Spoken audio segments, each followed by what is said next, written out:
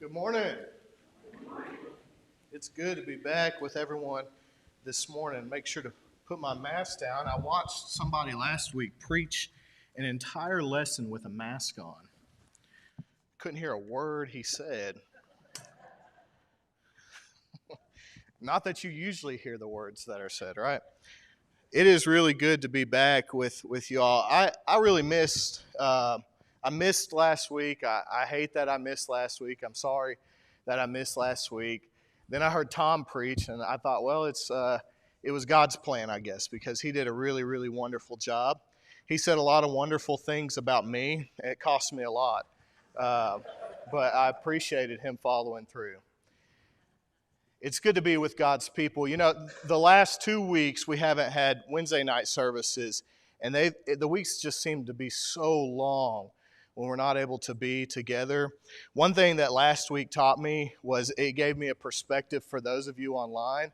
It gave me a perspective to understand what you guys are looking at and listening to, and how you're worshiping from home. And I can assure you that we are having very deliberate discussions about how to better approach our streaming services so that we can reach you guys. We want it to be as if we are there in your living room with you.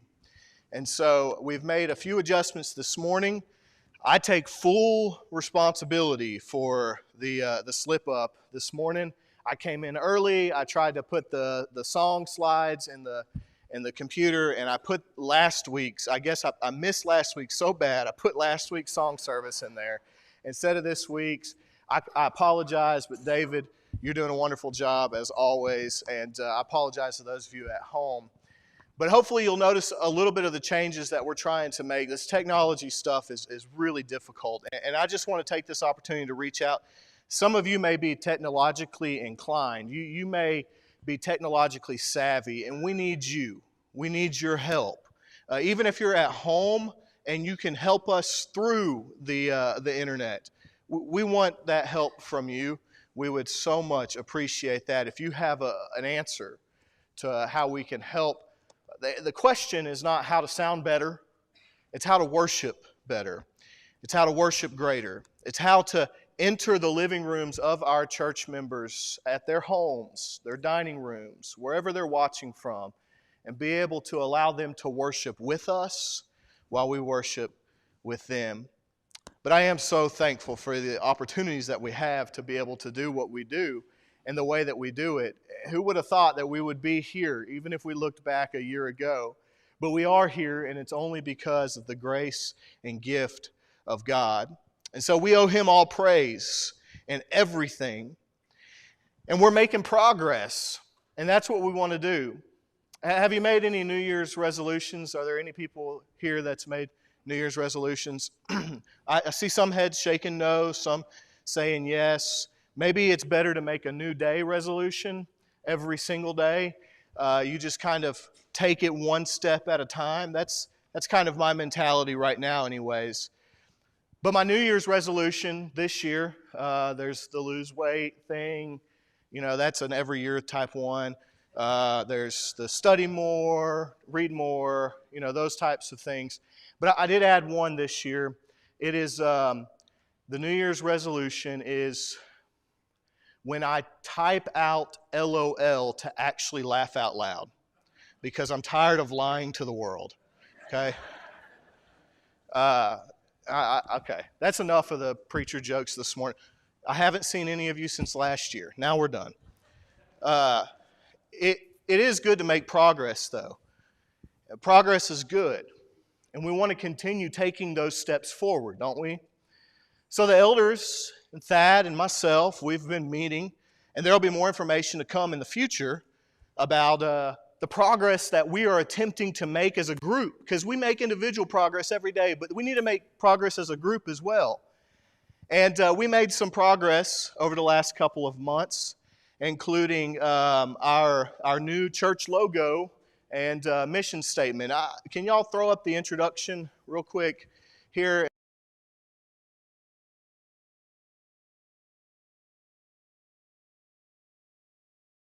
Talented man. And so this, when people when people ask about Thomaston Road Church of Christ, what is Thomaston Road Church of Christ all about? Well, our mission here is to display the love of God, to share His Word, and to build community in Middle Georgia. That's what we're about. We see Matthew 28 there. We see going into the world, making disciples, teaching, observing all that I've commanded you and taught you. We see that there.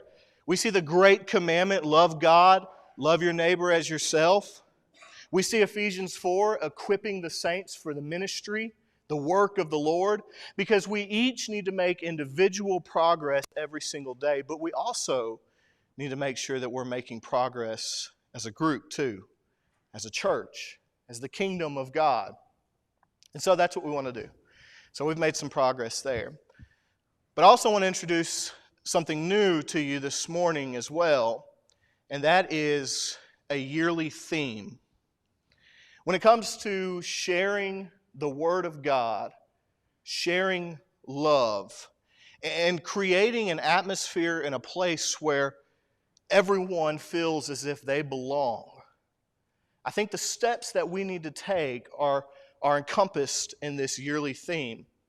I want to go back to the slides here one more time, if you don't mind, and go to the next slide here. For 2021, our focus is going to be on knowing, growing, and showing the love of God.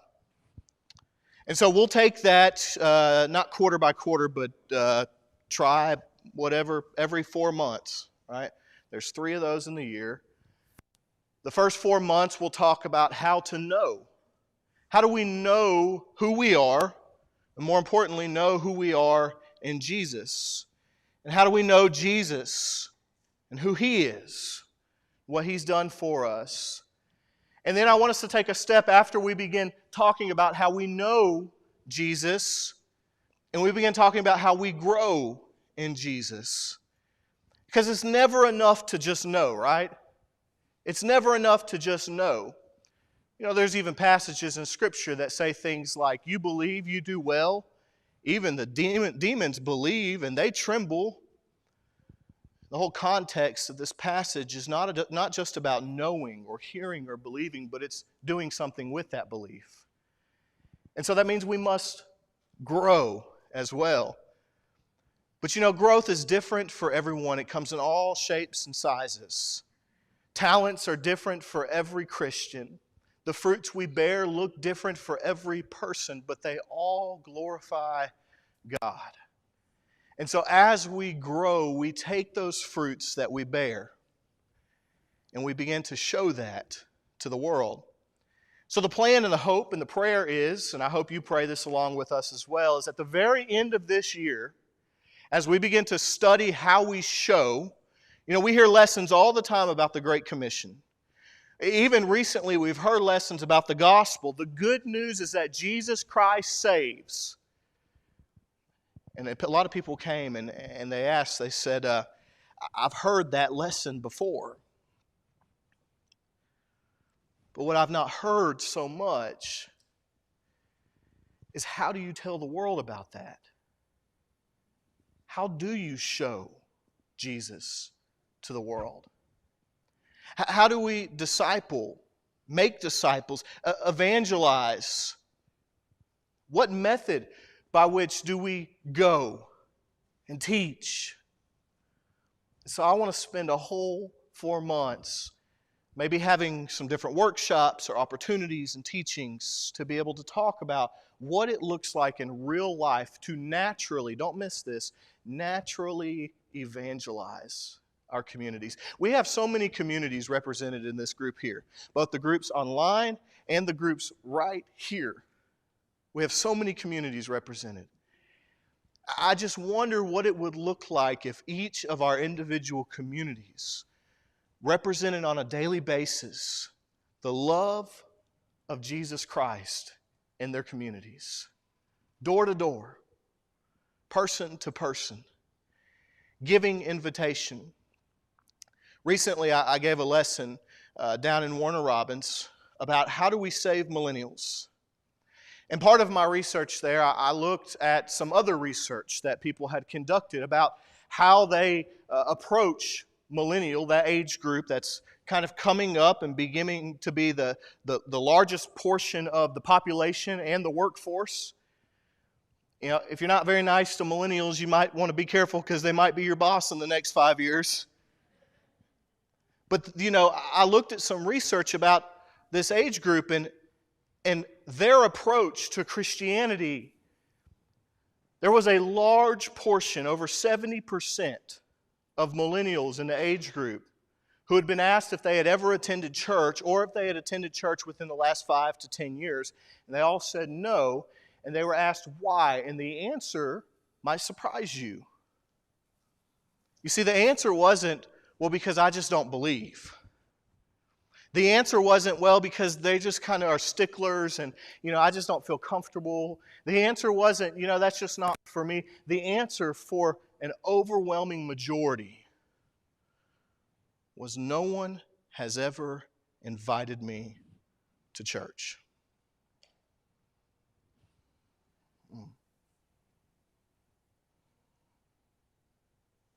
It's tough, isn't it?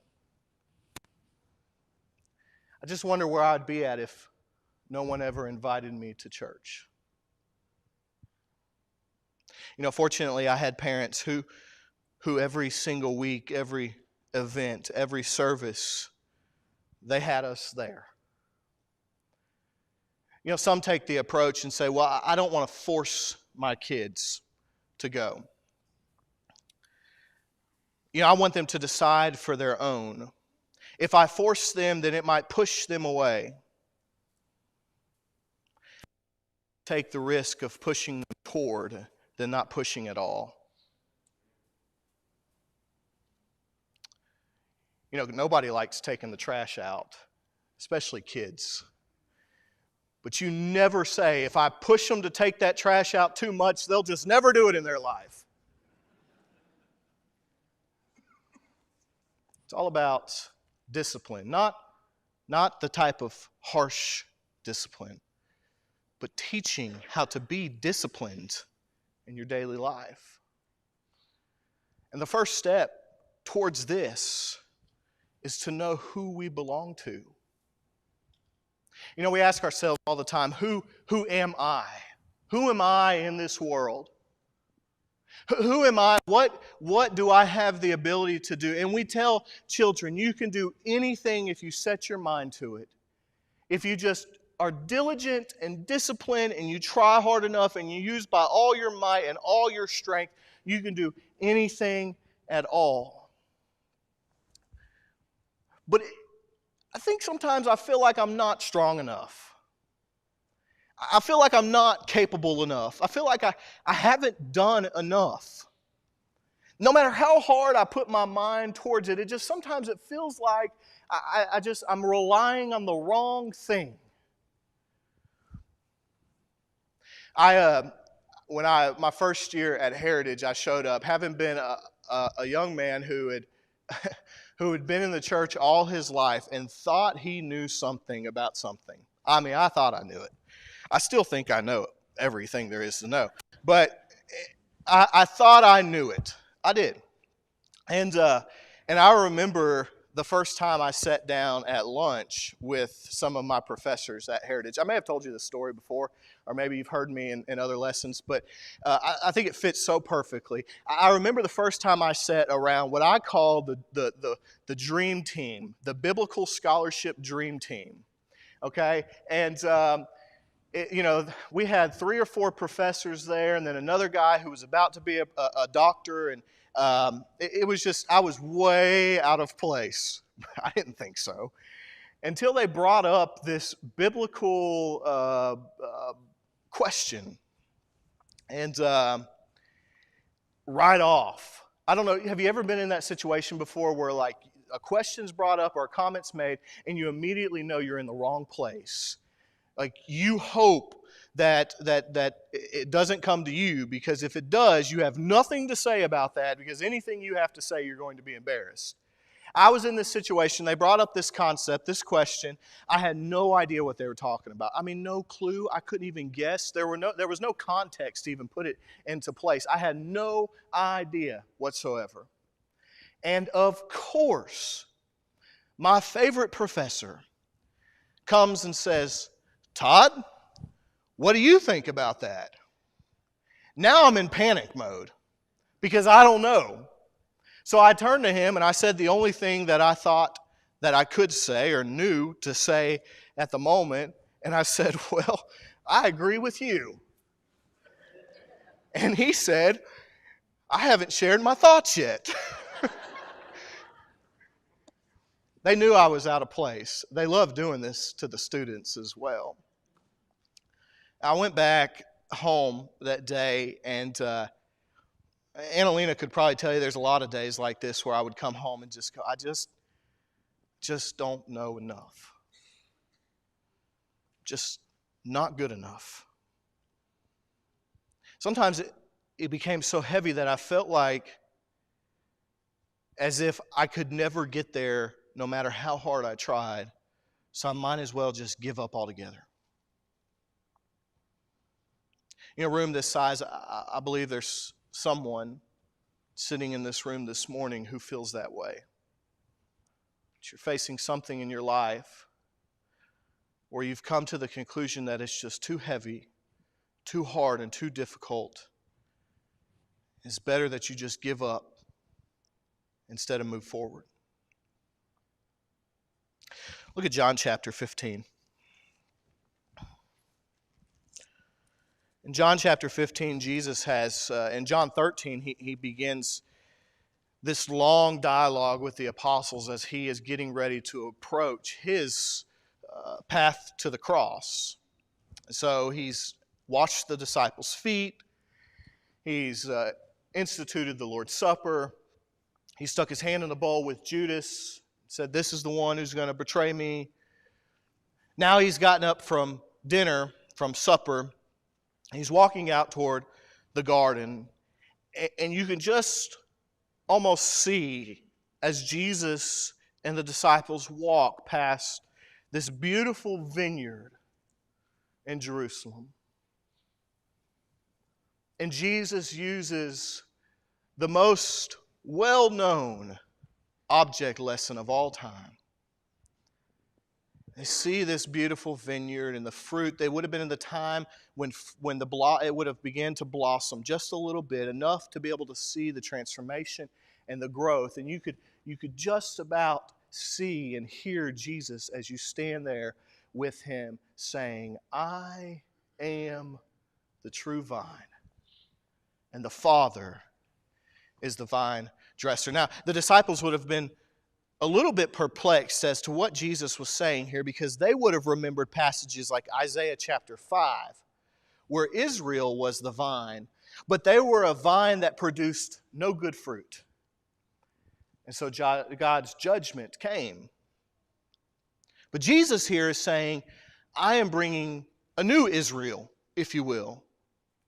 I am the true vine, and I am producing fruit.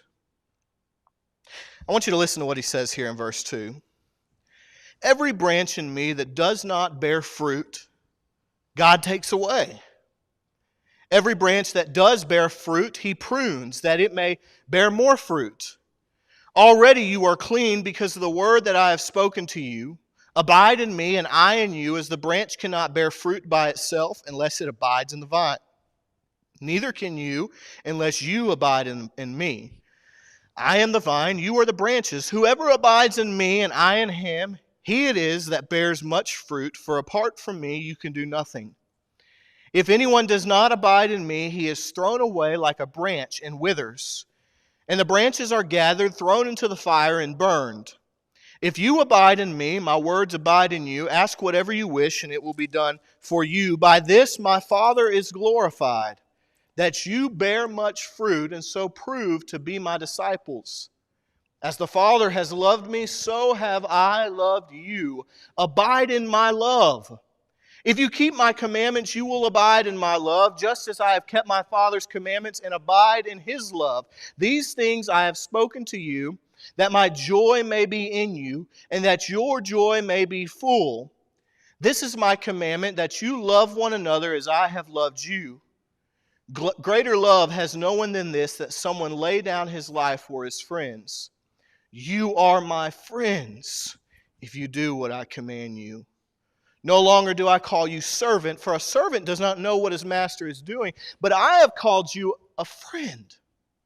For all that I have heard from my Father I have made known to you. Now you did not choose me, but I chose you and appointed you that you should go and bear fruit, and that your fruit should abide, so that whatever you ask the Father in my name, he may give it to you. These things I command you, so that you will love one another. It's a beautiful passage. These are some of Jesus' final words as he's getting ready to go towards that cross. And what he tells the disciples, that you have one job: abide. Did you notice how many times that word was said? Over and over and over again. Abide in me. Abide in my love.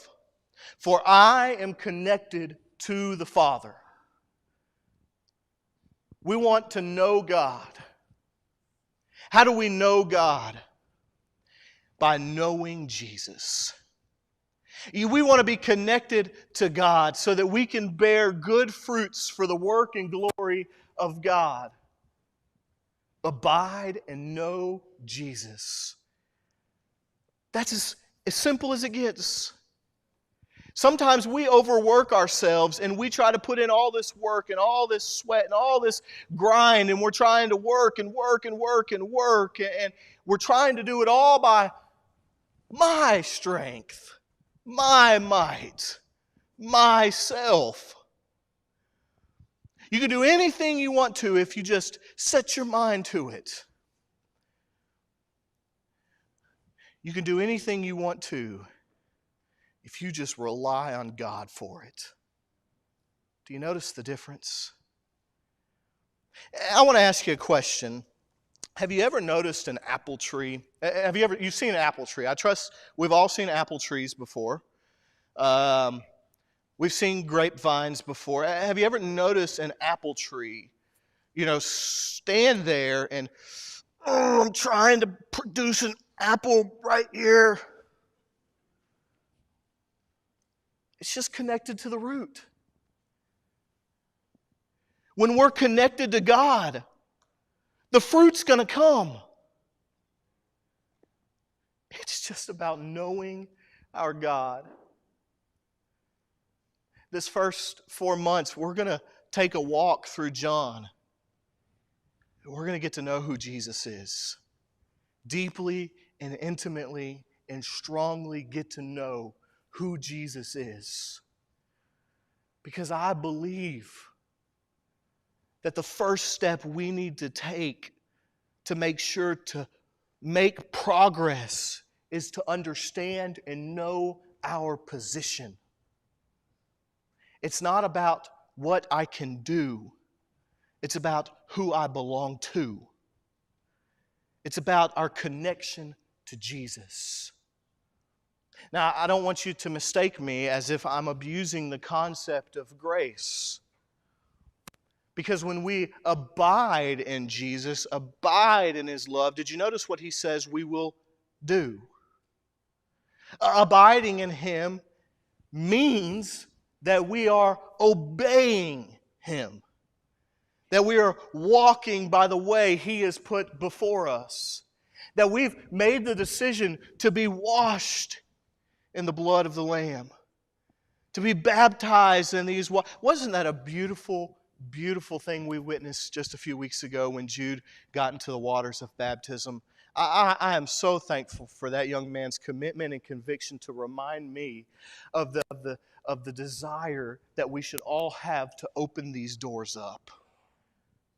But if we want to show the world Jesus, we first have to know who Jesus is.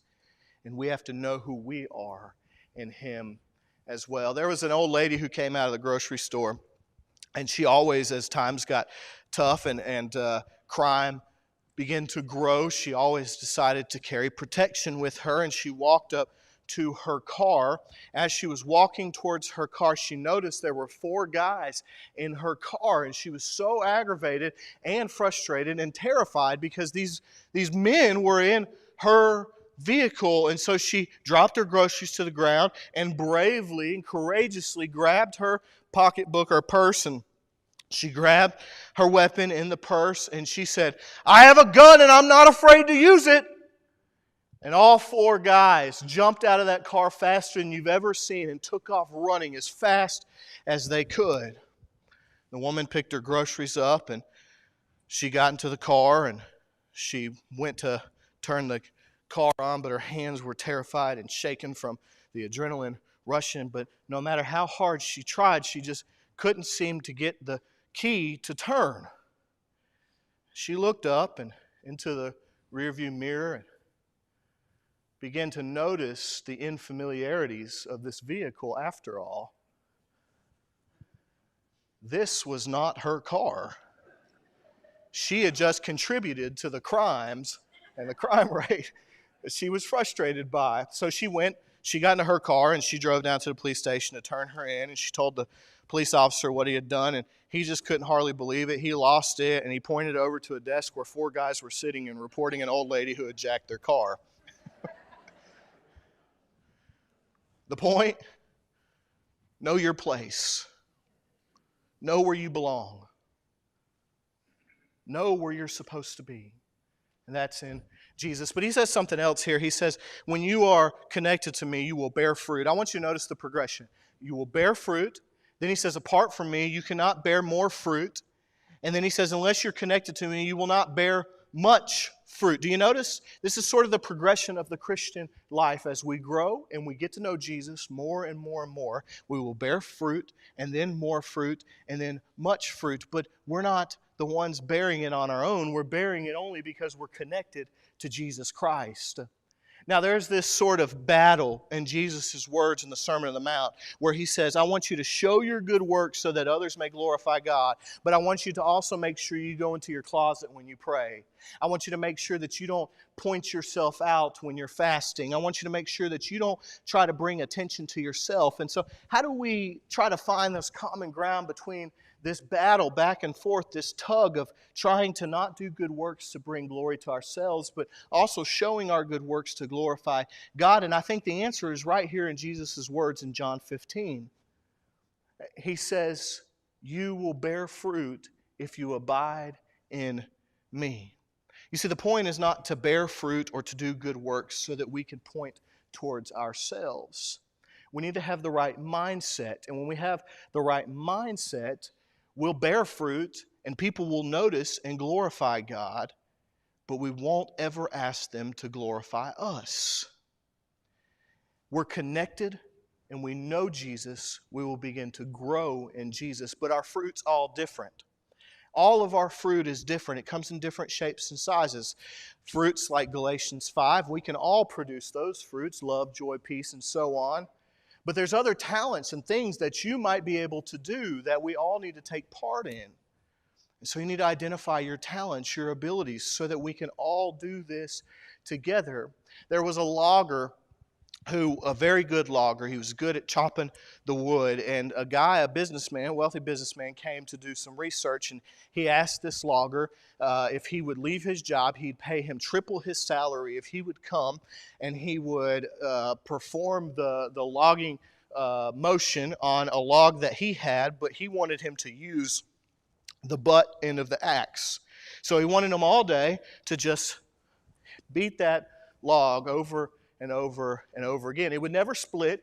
He was going to pay him all the money in the world just to do that all day long for 8 hours a day. Just do that over and over and over with the back end of the axe. He got through the middle of the first day and he quit. He brought the axe back to the wealthy man and he told the wealthy man, here you go, I'm done, I'm going back to my job. And the wealthy man asked him, why did you quit? You have all that money, all you had to do was just over and over each day. And he said, because if the chips ain't flying, then it ain't worth it. How true is that for us too?